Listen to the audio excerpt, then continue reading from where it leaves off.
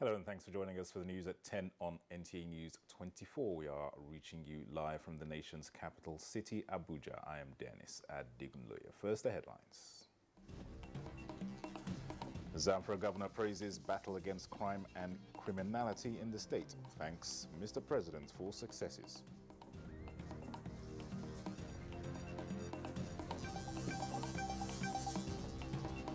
Federal government launches new identity solutions for safer enrollment of persons in pandemic era.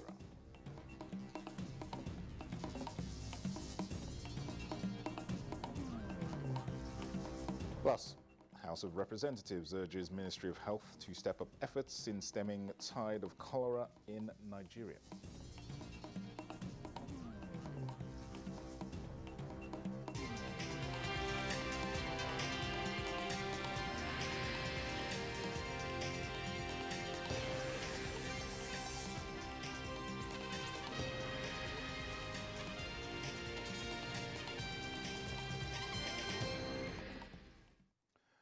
We'll begin at the State House, where Governor of Zamfara State, Bello Muhammad Matawale, has expressed formal appreciation to President Muhammadu Buhari for approving the ongoing military operations and other critical measures aimed at putting an end to banditry, kidnapping, and other acts of criminality in his state. Speaking to newsmen after meeting the president behind closed doors, the governor confirmed that significant achievements have already been recorded in the battle against crime and criminality. A lot of security personnel that were deployed to Zamfara State, and they are working seriously in order to curtail the problem of this insurgency. And we thank God is yielding a lot of results. We recorded a lot of successes. People have been killed every day before and been kidnapped, but today, alhamdulillah, we have succeeded. We don't have much issue in Zamfara State. Why have you ruled out the possibility of dialogue with them? Because they have deceived us. We thought it's something that we can continue, but later we understand that they have deceived us, so I have to back out from that, and we have to fight them to the logical conclusion. Zamfara State Governor speaking on the successes so far recorded in the fight against insecurity. Meanwhile, former Minister of Aviation Femi Fani-Kayode has defected to the All Progressives Congress from the People's Democratic Party. State House correspondent Adam Asambo reports that President Muhammadu Buhari formally welcomed Chief Fani-Kayode to the governing party. Hitherto regarded as the foremost critic of the president and indeed the governing APC, Chief Femi Fani-Kayode was received by the Nigerian leader behind closed doors. He was accompanied to the State House by the chairman, caretaker, and extraordinary convention planning committee of the APC, Governor Mai Mala Buni of Yobe State, and his Zamfara State counterpart, Bello Muhammad Matawale. After the engagement with the president that lasted about 30 minutes, the chairman, APC caretaker committee, and Yobe State Governor Mai Mala Buni spoke to newsmen. We are here to present our newest member of the party to Mr. President and leader of the party, Chief Femi Fani-Kayode, in appreciation and understanding of Mr. President's vision and magnanimity. How did the president receive him? No, he received him very well. And, Mr. President is a magnanimous leader who shares his vision with anybody who is looking towards greater Nigeria. So he's happy and he received him very well. He commended his courage. Why APC, sir? But why not? The point is that I felt that this was the appropriate time to do the right thing, to put Nigeria first, and to appreciate the efforts that have been made, particularly in the last couple of years, in terms of security, fighting insurgency, fighting terrorism, and most importantly is the appreciation of the fact that we must remain one as a nation, build bridges, work together to move the country forward. It's very, very important for us to appreciate the fact that when we see that there are good things that are happening, we appreciate those good things. It's not always negative. And when the time is right, we change direction to join forces and join hands to move the country forward. And doing this doesn't mean we're enemies to anybody. And those that want us to end up fighting one another in a war will be put to shame. And there are people that think like that. And that is what informed me to come here to meet Mr. President. Was very gracious. He was very good to me today, spoke so well, and it's an honor for me to be here, and we will move the country forward together. What will you be telling those that will criticize you for criticizing APC in the past and now you're in the past? I'll say that the only thing in life, the only constant thing in life is change. You know, you can't hold me to what I've said in the past if circumstances change, and I will always bow to superior argument and logic. For me, the primary cause today, and let me say this, there's no way I will renege on my fundamental core values and principles. Anybody that knows me will tell you that. I believe in certain things, how the country should be moved forward. I will fight for that from within this party to ensure it's done. I believe in fairness and in equity. But the most important thing for us today is this: we must not allow our country to fall apart based on disagreement and misunderstanding amongst one another. I am part of all the process, and I thank God for his courage. Very reputable person and a man of his word. He promised that he is going to come together with me. Due to some circumstances, when I come in Zamfara, he intended to do his own here in Abuja, which today we are here, and he has fulfilled his promise. Chief Femi Fani-Kayode, who said he was instrumental to the defection of some PDP governors to the APC, gave a hint that many others are on their way into the governing party. From the State House, Adamu Sambu, NTA News. President Muhammadu Buhari has made a strong representation to the Federation of International Football Association, FIFA, to see Nigeria as one of its greatest assets in the development of football and consider Nigeria a priority in its plans for support and investment. This was while receiving president of the World Football Governing Body, Gianni Infantino, on a courtesy visit. Here is State House correspondent, once again, Adam Osambo.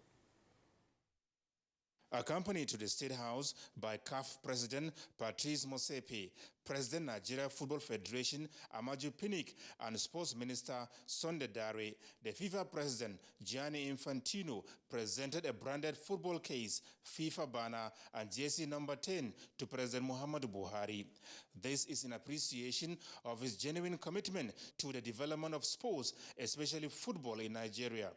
President, humbly, I thank you for everything you are doing for football in this beautiful country. We need Nigeria to lead the football movement in the world. We are now debating in world football how we can increase the participation and the frequency of world competitions to have Nigeria, both the Super Falcons and the Super Eagles, playing at the highest stage against the best teams more frequently, because only if you play against the best, you can show them that you are better. When Nigeria wins, when the Super Eagles wins, they don't only give pride to the hundreds of millions of people in Nigeria. They represent the more than 1.3 billion people on the African continent. They've made us proud, and they have the potential to win the World Cup. President Muhammadu Buhari described football as a major tool of national unity, saying the hearts of Nigerians beat as one anytime the national teams are playing a football match. As a government, we have also shown a great deal of commitment to the game, not only by funding, hosting, and participating in international competitions, but in creation of a conducive environment for its growth and development. Nigeria has also keyed into the global norm of football as a major business. Our recent reclassification of sports as business instead of just recreation opens up a new vista for more private investment. He said apart from adopting football as a national asset, his administration has also approved the unveiling of a committee to draw up a 10-year football development master plan aimed at improving the fortunes of the game internationally. The government is equally focused on using football to the development of the girl child. The Aisha Buhari International Football Tournament, which just started, could not have come at a better time. This women's football competition is a noble idea here, and I ensure exciting in its execution for our women folk and lovers of football. We thank FIFA for approving this competition as a ranking competition and believe it will go a long way to help in developing the women's football, not just in Nigeria and Africa, but in the entire world. The Aisha Buhari International Invitational Football Tournament, for which the FIFA delegation is in Nigeria, has as its theme, Playing for Good. From the State House, Adamu Sambu, NTA News. Meanwhile, the First Lady of Nigeria is optimistic that the Aisha Buhari Invitational Women Football Tournament, currently taking place in Lagos, will serve as a tool for promoting women empowerment, particularly in football and other sporting activities. This was when the FIFA presidents paid a courtesy call on the First Lady in Abuja on the sidelines of the Women Football Tournament, organized by her foundation in collaboration with the Nigerian Football Federation. State House correspondent Ali Kabir reports. The advocacy of the Nigeria's First Lady Aisha Muhammadu Buhari of empowering women and youth has remained a vehicle for engaging them into gainful ventures to support themselves and their families towards complementing government efforts. This time, the First Lady has resolved to get involved in football as a unifying agent to reaching to the target. Receiving the FIFA President Gianni Infantino, who was accompanied by the CAF President Patrice Motsepe and other members of the Football Global Organizations, the First Lady said this initiative will serve as an instrument of empowering women to break a barrier and creating a path to attain to their full potentials. I believe that through football, we have an opportunity to influence behavior and increase positive attitudes towards gender equality and development. The girls that choose football as career have escaped poverty and will surely make a success out of life. The benefit of their choice will surely cascade from the players to the coaches, administrators, officials, and family members to the society. The FIFA president has commended the First Lady for her support towards the sport development and all endeavors in Nigeria and across the globe, particularly issues affecting women, youth, and children. So to be the mother of the nation is a big responsibility, and you take this responsibility in a very, very, very beautiful way forward, inspiring all women and also all men, all boys and all girls of this country in an incredible way. This competition, which is just a symbol of what we can do, the ABC of the symbols, the Aisha Buhari Cup. And it's a first step of many more activities that we can do here. The First Lady reaffirmed that she will not relent in her advocacy onto the challenges facing the girl, child, and women in Nigeria and on the continent are identified and addressed. From the State House, Ali Kabir, NTA News. Encouraging more women football competitions will enable young girls to develop their talents and achieve stardom. This was the summation of football enthusiasts as the Aisha Buhari Cup entered day 2 with Morocco defeating Cameroon. Samuel Johnson reports.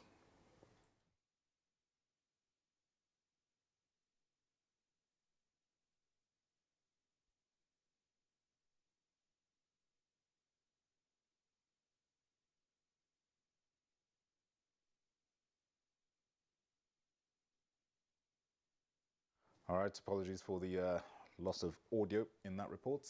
If we get it, we'll bring it to you later on. You are on to the news at 10 on NTA News 24. Ahead on the news. House of Representatives urges Ministry of Health to step up efforts in stemming tide of cholera in Nigeria. This and more when we return.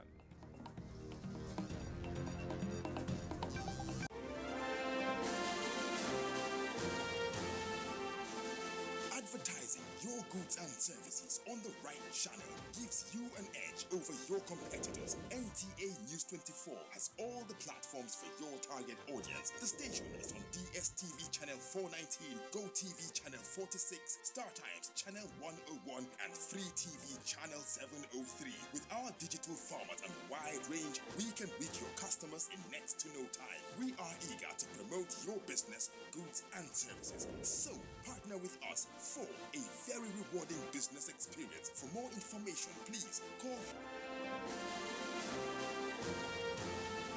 or visit our office at NTA Headquarters, Area 11, Garki, Abuja. NTA News 24. News and more news. Thanks for remaining with us. President Muhammadu Buhari has launched new identity solutions that will ensure safe enrollment of persons, particularly in the pandemic era. This was at the 2021 National Identity Day commemoration in Abuja, with the Minister of Communications and Digital Economy representing the President. Victor Azu reports. Nigerians are gradually coming to terms with the importance of the national identity number, but there's more. This gathering in commemoration of the third National Identity Day brings to fore the place of identity as a tool for sustainable digital economy and national security. So far, more than 63 million Nigerians have been enrolled, yet NIMSI is evolving new solutions to make it easy for more Nigerians to link in with SIM cards, especially in this pandemic era. It will increase the confidentiality and privacy of your number significantly, because it allows you to do many activities online without going anywhere physically. To capture people without touching anything, in line with the COVID rule. So that was why we go back and into a drawing table and come up with a contactless biometric system. The tokenization solution is another new one. It aids the use of mobile phones to achieve NIN-SIM link while ensuring privacy and data security.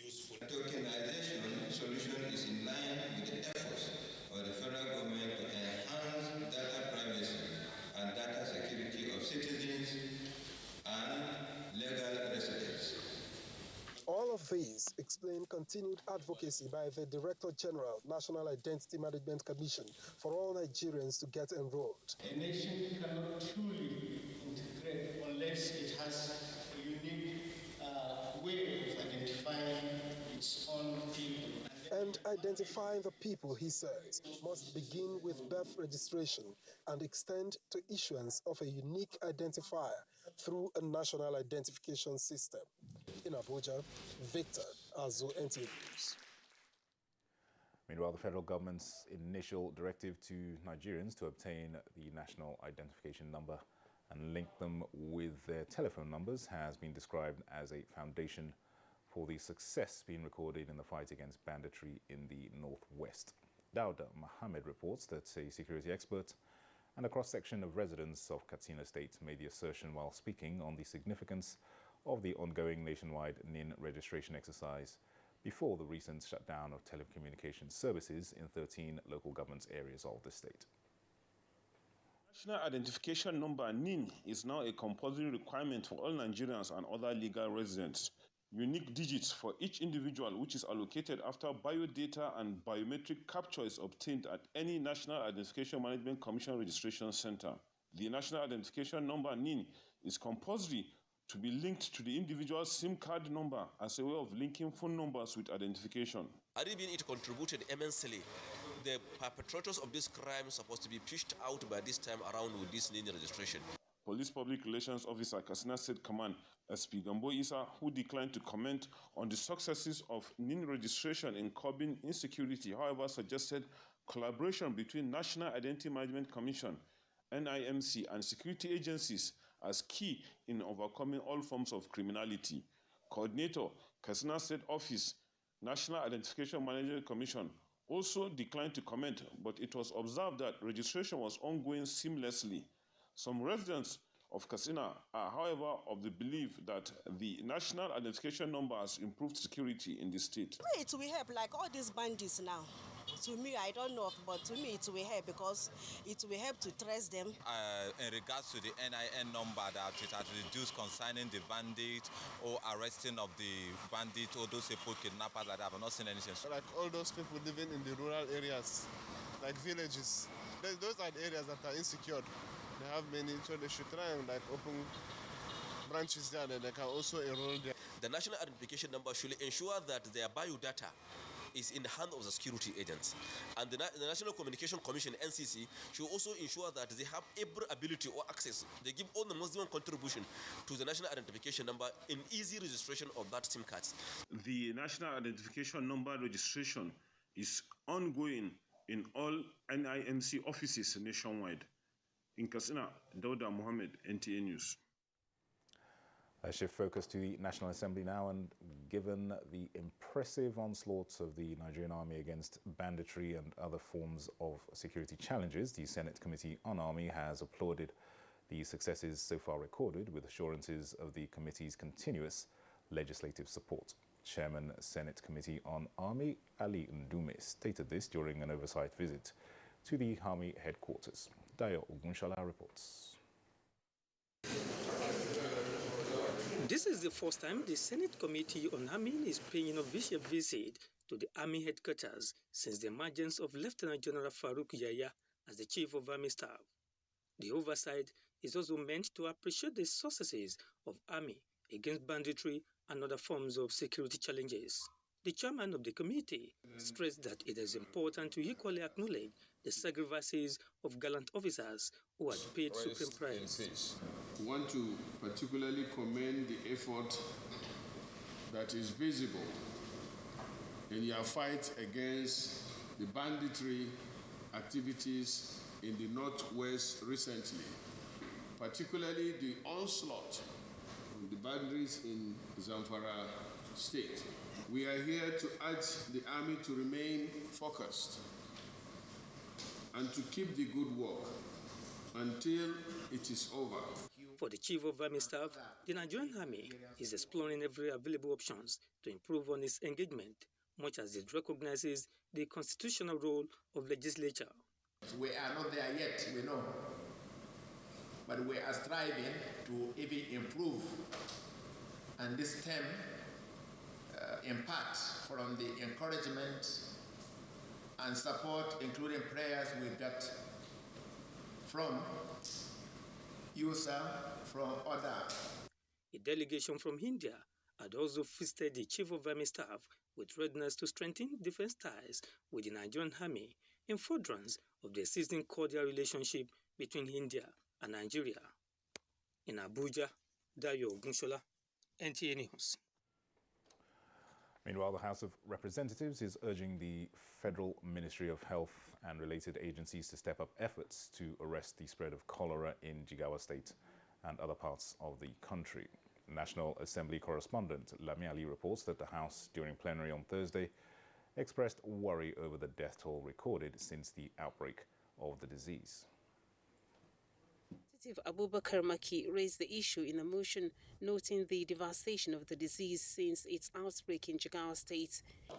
Within 1 month of the cholera outbreak, the state has recorded over 2,000 cases of the disease and over 30 deaths, those causing financial burden on the state government, as all its resources have been channeled to address the disease.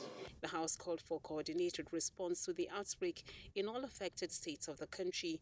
Other motions adopted include the need for security agencies to do more to prevent further attacks on communities in Adamawa and Delta states. Killing and destroying people's farms. Recently, over 70 farms were destroyed.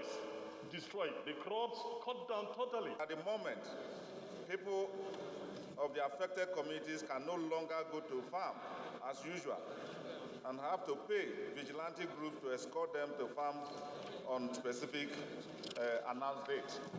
Also adopted was the motion from Representative Shatima Ali urging electricity connection through the national grid to Yunusari in Yobe State. Karama is the only local government headquarters among the 17 local government headquarters in Yobe State that is not connected to the national grid. Meanwhile, the House, in response to a motion raised by Representative Unyimedem, urged the federal government to comply with the principle of federal character in appointments. Chief Commissioner of the Public Complaints Commission and Secretary of the Commission are from the same part of the country. At the commencement of plenary, the Speaker, Femi Gbajabiamila, urged journalists to desist from what he described as yellow and uninspiring journalism, which thrives on mischief. Ordinarily, I would not bother to rebut, if not for the fact that my thoughts sometimes there's a more airy agenda when people are falsely and intentionally misquoted. He was reacting to reports from some media that misquoted his welcome address from recess to House members delivered at plenary Wednesday from the National Assembly. Lami Ali, NTA News. Tax expert enjoins government to leverage on taxation to expand revenue base. Over now to Kunle Adeyeye for details on business news.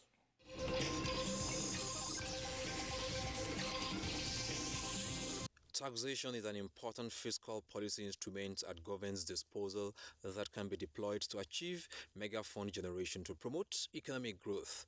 An effective tax revenue mobilization reduces an economy's dependence on a mono source of income. A tax consultant, Dr. Kennedy Uwundu, said taxes generally contribute to the gross domestic product of a country. Tax, just not in the Nigerian economy, globally has become a sustainable revenue for the government.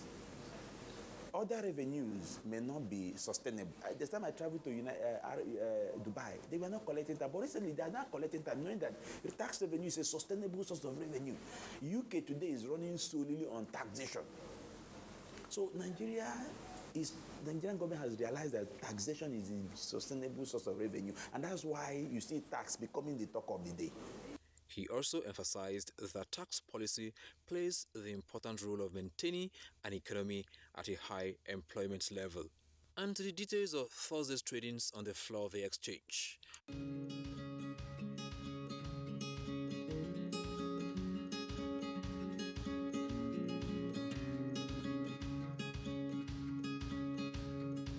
With business news, I'm Kunle Adeyeye.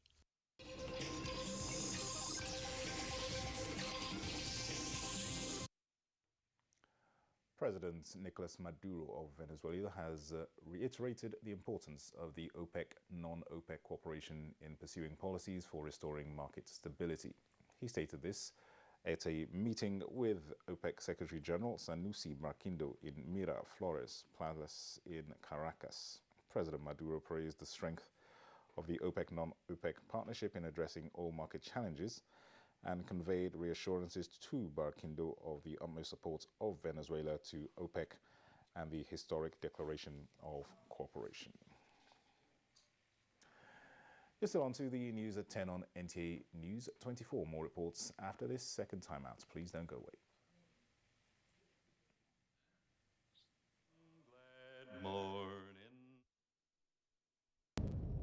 Information is power. Everyone wants power. So feel powerful with the NTA News mobile app, the one-stop information center. Real news at your fingertip. Be the first to report by uploading first-hand information on the